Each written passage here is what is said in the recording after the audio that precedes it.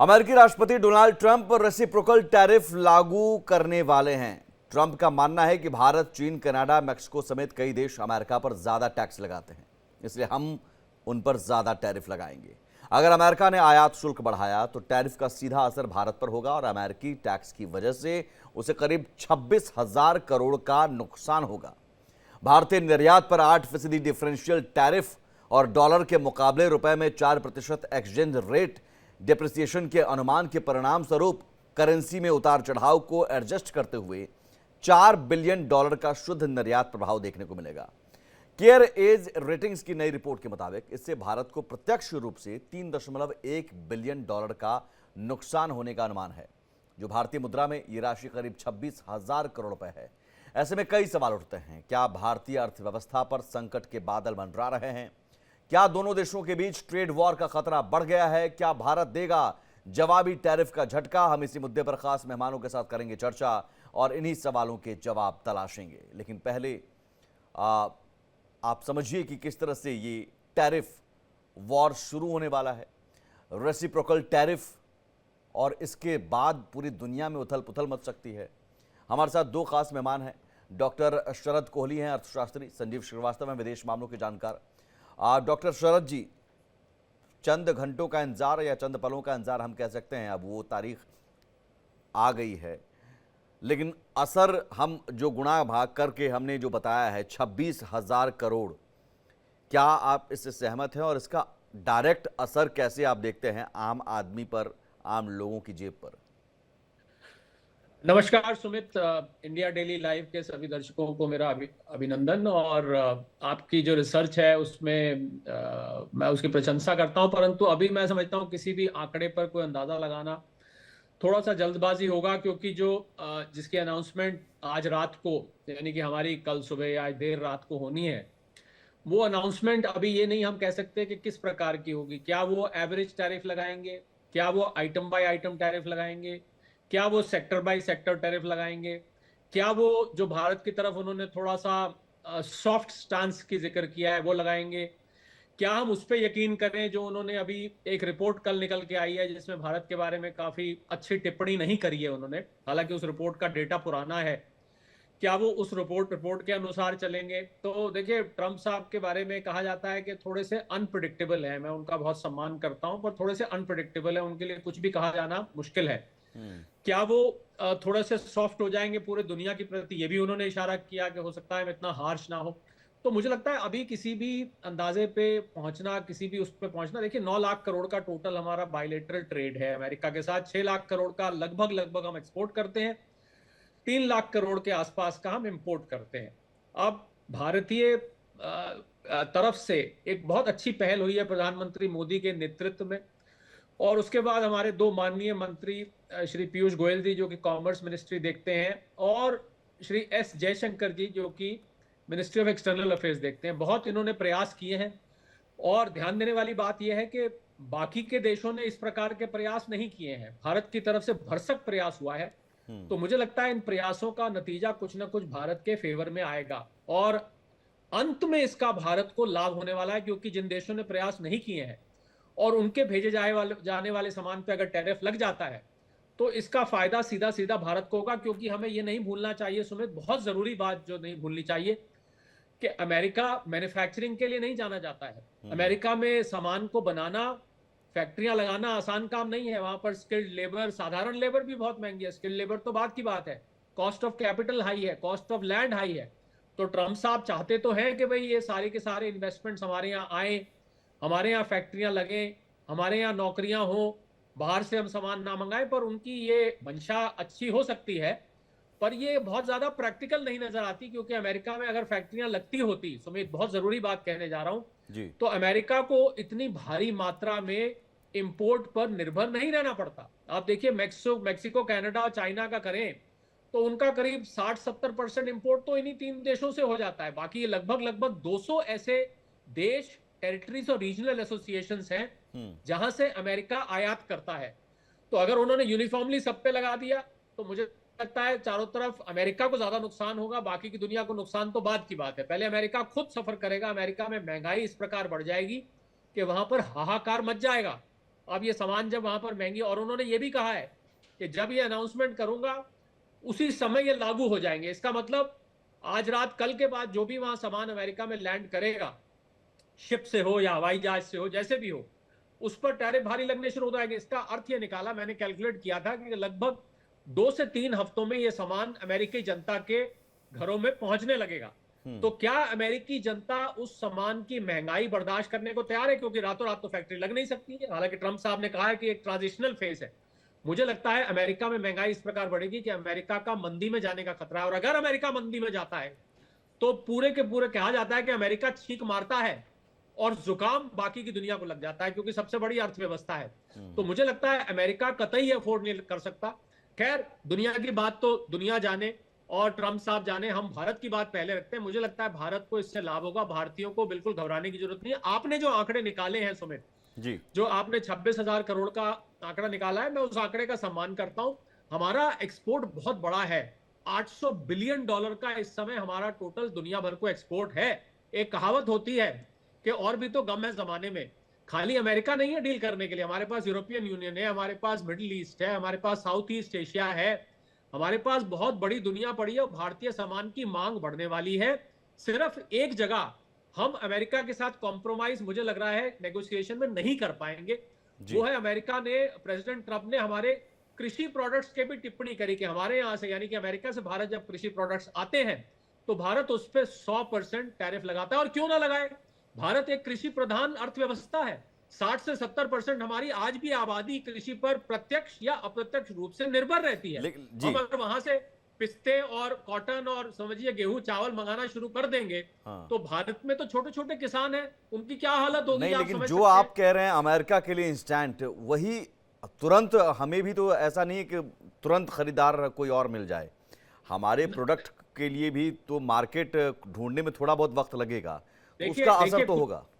देखिए कुछ एक आइटम ऐसे हैं, मैं आपको कुछ सेक्टर्स के नाम गिना देता हूं। लेदर गुड्स है, टेक्सटाइल्स है, अपैरल्स है, ऑटोमोटिव कंपोनेंट्स है, सी फूड है, जेम्स एंड ज्वेलरी है। ये मैंने कुछ हद तक फूड प्रोडक्ट्स है, ये मैंने आपको कुछ ऐसे आइटम गिनवाए जहां पर शुरू शुरू में दिक्कत आ सकती है। और अगर हम $4 बिलियन की बात कर रहे हैं, $3 बिलियन की बात करें, तो बहुत लंबी चौड़ी बात नहीं है। मैं ये यकीनन तौर पर कह सकता हूं सुमित कि हमें एक टेम्परेरी प्रॉब्लम, उस एक्सटेंट तक आपकी कैलकुलेशन को मान लो तो टेम्परेरी प्रॉब्लम हमें कुछ दिन तक महसूस होगी। परंतु इससे पहले, अब मैं जरूरी बात कहने जा रहा हूं, इससे पहले कि हम दूसरी मार्केट ढूंढे, इससे पहले कि हमारी कंपनियां एक ऑल्टरनेट मार्केट ढूंढे, अमेरिका को यह एहसास हो जाएगा कि भैया इससे गुजारा नहीं होगा। अंग्रेजी में शब्द होता है सुमित, उसको बैकलैश कहते हैं। अमेरिका के ऊपर बैकलैश हो जाएगा और अमेरिका खुद को नहीं संभाल पाएगा। मुझे लग रहा है ट्रंप साहब को कहीं थोड़ा सा संशोधन अपनी सोच में करने की जरूरत है। ये जो वो करने जा रहे हैं, इसमें तीन उद्देश्य हैं। पहला उद्देश्य है वहां का रेवेन्यू बढ़ाना इंपोर्ट ड्यूटी से। दूसरा उद्देश्य है अपनी डोमेस्टिक इंडस्ट्री को प्रोटेक्ट करना। तीसरा उद्देश्य है इसको टूल की तरह इस्तेमाल करना कि हम दूसरे देशों पे प्रेशर बना सके बार्गेन ठीक है करने सर, के लिए, नेगोशिएट करने के लिए। ठीक है मुझे लग संजीव रहा है जी। कि ये प्रैक्टिकल नहीं नजर आता है। नहीं, आप अगर 2-3 महीने बाद भी सोचें ये अलग बात है सर। आप हम लगातार कह रहे हैं प्रैक्टिकल नजर नहीं आता, लेकिन संजीव जी कुछ तो सोच समझकर डोनाल्ड ट्रंप और उनकी टीम ये कर रही है। और बाकायदा अब ये जो घोषणा अब किया जाएगा, ये एक इवेंट ऑर्गेनाइज किया जा रहा है। इवेंट का नाम दिया गया है मेक अमेरिका वेल्दी अगेन। तो अब मेक अमेरिका वेल्दी अगेन ये फोकस है, इवेंट है, और उसमें अनाउंस किया जाएगा और किस देश पर कितना लगाया जाएगा, ये सारी चीज़ें होंगी। तो ये सोच समझकर पूरी प्लानिंग के साथ किया जा रहा है, तो उन्हें भी पता होगा इसका नुकसान क्या हो सकता है। देखिए सुमित जी, हाँ, ये जो राष्ट्रपति डोनाल्ड ट्रंप की जो सोच है, जो उनका ये पूरा अप्रोच है, वो उनके एक बिजनेस माइंडेड जो उनकी पर्सनालिटी है उसको दर्शाता है। हालांकि अभी हमें थोड़ा इंतजार करना होगा कि ये अनाउंसमेंट्स क्या होते हैं, और थोड़ा ही समय रह गया है। और किस तरीके की जो है इसकी नेचर होती है इस नई टैरिफ रिजीम की। क्या ये जो है सेक्टर स्पेसिफिक होता है या कंट्री स्पेसिफिक होता है या प्रोडक्ट स्पेसिफिक होता है, इन सारे विषयों पर अभी हमें थोड़ा इंतजार करना होगा। लेकिन ये जो पूरी सोच है वो उनकी अमेरिका फर्स्ट की जो सोच है उसके आधार पर वो चलते हैं, कॉस्ट बेनिफिट एनालिसिस के आधार पर वो चलते हैं। और मेक अमेरिका ग्रेट अगेन का जो उनका विजन है उसमें अब वो ये कह रहे हैं कि मेक अमेरिका वेल्दी अगेन, जबकि आपकी इकोनॉमी दुनिया की नंबर 1 इकोनॉमी है और पूरे विश्व में डॉलर का एक डोमिनेंस है। और आप एक तरफ डी डॉलराइजेशन की चिंता भी व्यक्त करते हैं और दूसरी तरफ आप इतना ज्यादा सेल्फ सेंट्रिक व्यवहार कर रहे हैं कि अन्य राष्ट्रों को अल्टरनेट्स की तलाश में अब जाना पड़ रहा है। तो ये मेरा भी ऐसा मानना है सुमित जी, जैसा कि डॉक्टर कोहली ने कहा कि ये जो अप्रोच है ये अमेरिका के लिए सबसे पहले घातक साबित होगा। विश्व की इकोनॉमी पर तो असर पड़ेगा ही, क्योंकि अमेरिका की इकोनॉमी का पूरे विश्व की इकोनॉमी से बहुत ही गहरा जो कनेक्ट तो है। आप और और जो शरद जी कह रहे हैं, दोनों में क्या ये बिना सोचे समझे कर रहे हैं? देखिए, ये जो उन्होंने कैंपेन ट्रेल के दौरान अनेकों जो प्रॉमिसेस किए थे उसको भी लागू करने के लिए और अपनी जनता को दिखाने के लिए कि वो अब राष्ट्रपति बन गए हैं, तो वो एक बहुत ही अमेरिका फर्स्ट का जो उनका जो अप्रोच है उसके आधार पर वो चलेंगे। लेकिन यहाँ पर मैं एक बात ऐड करना चाहता हूँ। राष्ट्रपति डोनाल्ड ट्रंप ने अपने पूरे कैंपेन ट्रेल में जो सबसे पहला वायदा अमेरिका की जनता से किया था वो ये कहा था कि वो कॉस्ट ऑफ लिविंग की जो उनकी क्राइसिस है उसको एड्रेस करेंगे। और सुमित जी, मैं स्पष्ट रूप से कहना चाहता हूं कि ये जो उन्होंने जो पूरे विश्व के साथ एक कन्फ्रंटेशनल रवैया टैरिफ को लेकर के, एक एग्रेसिव टैरिफ पॉलिसी को लेकर के अख्तियार कर रखा है, उससे उन्हें कॉस्ट ऑफ लिविंग की क्राइसिस को एड्रेस करना तो दूर, उसमें और ज्यादा उनको दिक्कतों का सामना करना पड़ेगा। इन्फ्लेशन की क्राइसिस जो अमेरिका की जनता को फेस करनी पड़ेगी। जाहिर है कि जिन वस्तुओं के का जो निर्यात ठीक तरीके से और बड़े टैरिफ के साथ होगा, उनके दाम अमेरिका में बढ़ेंगे और अमेरिका की जनता जो रिटेल सेक्टर है और पूरे जो अमेरिका के आम लोग हैं उससे गंभीर रूप से प्रभावित हो सकते हैं।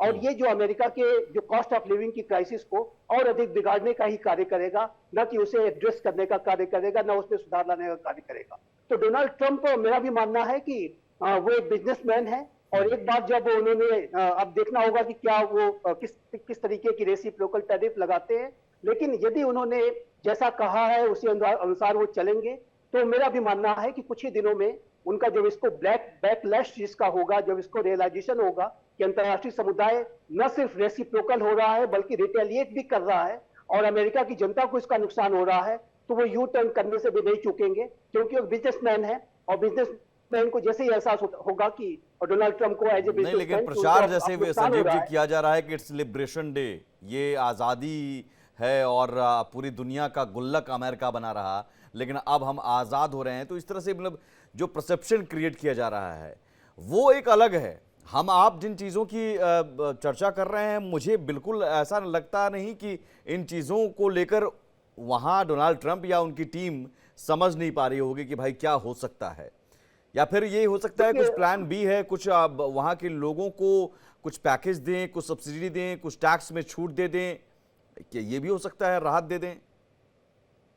देखिए, मुझे ऐसा लगता है सुमित जी कि ये जो डोनाल्ड ट्रंप की प्रेशर टैक्टिक्स के तहत अभी आज का जो अनाउंसमेंट होगा और उसके बाद जब इसका जो भी जैसा भी रिएक्शन आएगा, और जाहिर है कि रिएक्शन बहुत ही स्ट्रांग आने वाला है, क्योंकि सुमित जी मैं ये कहना चाहता हूं कि आज हम 21वीं सदी के तीसरे दशक में रह रहे हैं और अनेक जो इकोनॉमीज हैं वो इमर्ज कर चुकी हैं और भी गम है जमाने में अमेरिका के सिवा। ये जैसा कि डॉक्टर कोहली ने कहा कि और भी इकोनॉमीज हैं और भी डेस्टिनेशंस हैं, जरूरी नहीं है कि हम सब अमेरिका को ही बेचेंगे, और भी जगहों पर हम अपने सामान बेच सकते हैं और भी राष्ट्र हमें अपना सामान बेच सकते हैं। पूरी दुनिया एकजुट हो सकती है, अमेरिका आइसोलेट हो सकता है, डी डॉलराइजेशन की प्रक्रिया तेज हो सकती है। तो ये जो पूरी जो स्थितियां हैं ये अमेरिका के लिए और उसकी पूरी ग्लोबल लीडरशिप के लिए बहुत ही नुकसानदायक साबित होंगी। ये जो लिबरेशन डे ना हो करके ये मुझे ऐसा लगता है कि आइसोलेशन डे ना हो जाए अमेरिका का, ये इसका डर ज्यादा है। ये बड़ी बात आपने कही, लिबरेशन डे ना होकर आइसोलेशन डे हो जाए। और आइसोलेशन, अब इकोनॉमिक आइसोलेशन बहुत खतरनाक है, क्योंकि आज के दौर में वॉर जो है वो कहीं युद्ध के मैदान में नहीं लड़े जाते हैं, इकोनॉमी वॉर ज़्यादा घातक है। डॉक्टर शरद कोहली साहब इस बात से सहमत होंगे। उस वॉर में, इस टैरिफ वॉर में भारत के लिए अपॉर्चुनिटी हम अगर उस नज़र से देखें तो कितनी बड़ी, और साथ ही साथ मार्केट के लिहाज से क्या हम ये भी कह सकते हैं साहब आइए यहीं पर बनाइए कंपनी, यहीं खोलिए, यहाँ पर तो लेबर भी है, चीप लेबर है, तमाम चीज़ें हैं।